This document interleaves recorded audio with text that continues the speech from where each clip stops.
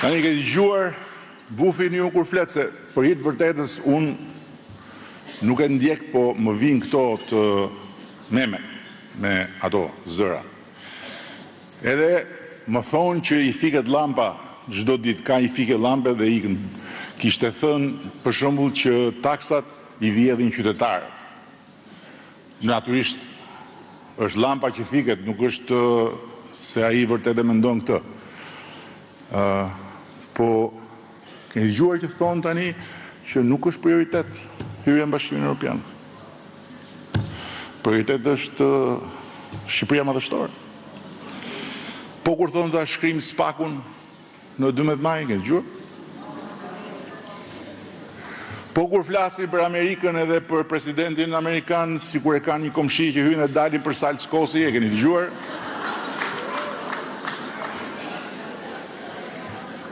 Edhe për të krijuar idenë që vërtet hyn e dalin për salë Skosi, në shtëpinë e bardhë, sa në Kënet, sa në shtëpinë e bardhë, sa në shtëpinë e bardhë, sa në Kënet, kanë paguar me të gjithë puplat e kokës edhe të trupit bufit edhe një këshilltar, që e quajnë dhe magjistari, dhe përpiqen t'i trullosin këtë munden.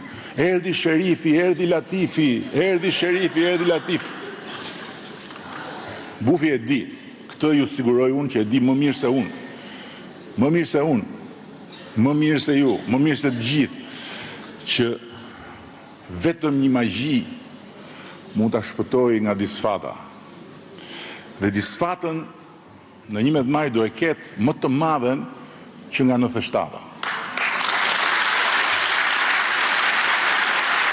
Magjia do t'i ndodhi.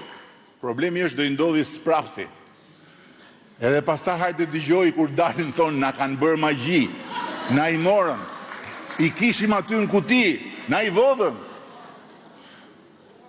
Po tani harrojni gjitha, zëreni se nuk janë ata që janë. Tani si mundet, seriozisht, se kam me ju, e kam me ata që duhet atë gjojnë të, si mundet që një njeri normal, shqiptar, dhe shqiptarëve në përgjithësi si aha qeni Shkopi, që ka minimumin e respektit për veten e vetë. Pra që pranon të mbylli syt, pranon të mbylli veshët, pranon dhe ta talli qik veten se hajtë mos jemi bashkë, po tallim qik, po sidoqoftë deri këtu, si mund ta marrë seriozisht dhe t'i japi votën një force politike që e quan veten Aleanca Madhështore. Unë jam shumë i habitur, vërtet, të ulesh, të mendosh, si do ta quajmë, si çajmë do i vëmë kësaj? Madhështore. Ne jemi madhështorë. Do ta bëjmë Shqipërinë madhështore. Dhe pastaj slogani thot për Peqilin madhështor, për Mamurasin madhështor, për Shkodrën Vlorën madhështore, për Shqipërinë madhështore. Domthonë këtë lloj fushate dhe këtë lloj slogani e prodhon vetëm një çmendin. Vetëm një çmendin. Aty ku njëri thot jam Napoleon Bonaparte, tjetri thot jam Gjon Kastrioti, vetëm aty. Si mund dalë tash njeriu nga shtëpia, imagjinoni ditë e diel, çohet njeriu, zgjohet, vishet, burra me burrat e kam, ose grad nuk kam për të shkuar atje, unë e di. Grad nuk kam për të shkuar atje, po do ta shikojmë rrugës, po me burra. Rruhet, qethet, rregullohet, vishet, shkon atje, edhe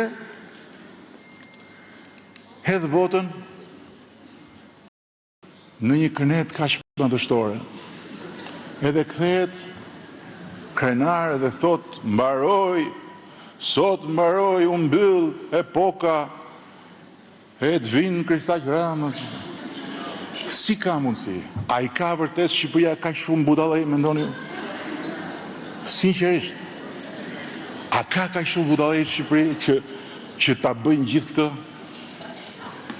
Se që ka në krye të këtyre një tuf delirantësh që mendojnë që janë madhështorë dhe që do bëjnë madhështinë gjithandej, këta e morën vesh, po janë kaq shumë budallet që do të shkojnë mbrapa, ky do jetë kurioziteti më i madh i 11 maj. Megjithatë, kjo është rruga e tyre, është rruga e fatit të tyre, e kanë zgjedhur vetë, ti shkojnë deri në fund, ne nuk i pengojmë, si gjithmonë, premtime, përbetime, madhështore, deri ditën e zgjedhjeve. Pastaj do dëgjojmë thirrjet madhështore në darkë, fituam, ik, largohu, fituam. Do dalin dhe ca makina madhështore me ca flamuj, edhe do t'i bien ca burive madhështore, dhe pastaj fillojnë klithmat madhështore për vjedhjen madhështore të një fitore madhështore deri në zgjedhjet e tjera. Ne kemi rrugën tonë, s'ka lidhje me këta fare, e cila këtë herë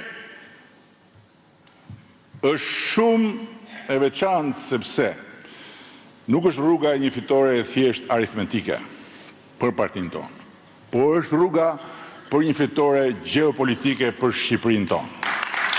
Prandaj, në 11 maj, të gjitha ju, drejtuesit dhe koordinatorët e Partisë Socialiste, sbashku me të gjitha gratë dhe vajzat kryetaret e organizatës socialiste, sbashku me të gjitha anëtarët e familjes tonë, duhet të shkoni dermder dhe të mos lini shoqe, mos lini fqinje, mos lini kunat, se kunatat janë më të rëndësishme dhe më të rrezikshme. Mos lini të njohur, mos lini e vajz pa i thënë që nuk ka asgjë madhështore askund. Ka vetëm një gjë kombëtare, patriotike, qytetare për të bërë, për t'i dhënë një shtys negociatave për të mbyllur procesin.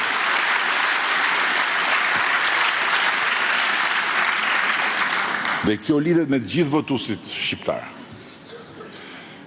Siç lidhet me çdo votues, edhe nevoja që të jetë qytetar i barabartë i Bashkimit Evropian. Prandaj,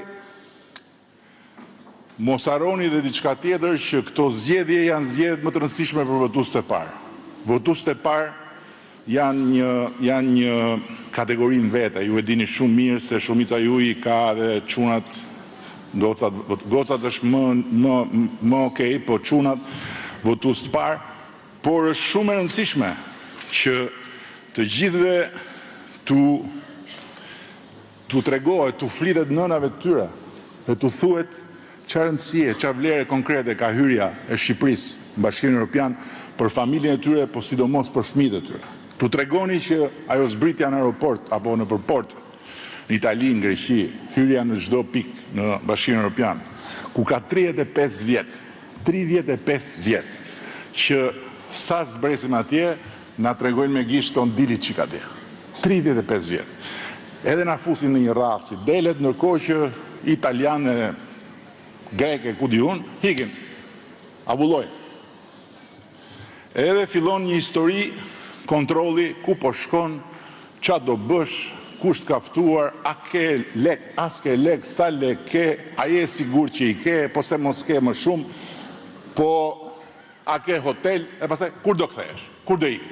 Keni dëgjuar një herë të prisni një ikë dera të kur do ikësh. Kjo mund të marrë fund.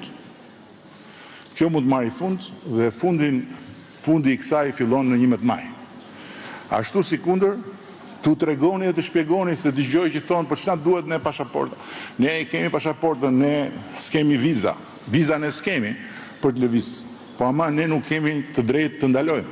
Ne jemi edhe kur do ikësh, ndalo, kur do kthehesh. Kështu që prandaj ne duhet investojmë votën në 11 maj që çdo shqiptar dhe çdo shqiptare të ketë atë pasaportën e Bashkimit Evropian dhe në momentin që aty tek pasaporta jonë shkruhet dhe Bashkimi Evropian krahas Republikës së Shqipërisë, Ne jo vetëm që nuk kemi më ato korridoret e veçanta, dhe hym e dalim në çdo kufi të BE-s, po kemi dhe liri të ndalojmë në çdo vend të BE-s, ku të duam, me pasaportën, me këtë pasaport, Shqipëria bëhet sa BE-ja. Dhe BE-ja bëhet sa Shqipëria, faktikisht, sepse nuk ka më asnjë pengesë, asnjë kufi, asnjë dallim, njësoj si të nisesh nga Shkodra të shkosh në Korçë, që asnjëri nuk thot ku po shkon, as kur do kthehesh, mund të nisesh nga Tirana të shkosh në Lisbon, mund të shkosh në Varshavë, mund të shkosh në Paris, mund të shkosh në Berlin, mund të shkosh në Stockholm, është e njëjta gjë komplet. Dhe për fëmijët që janë sot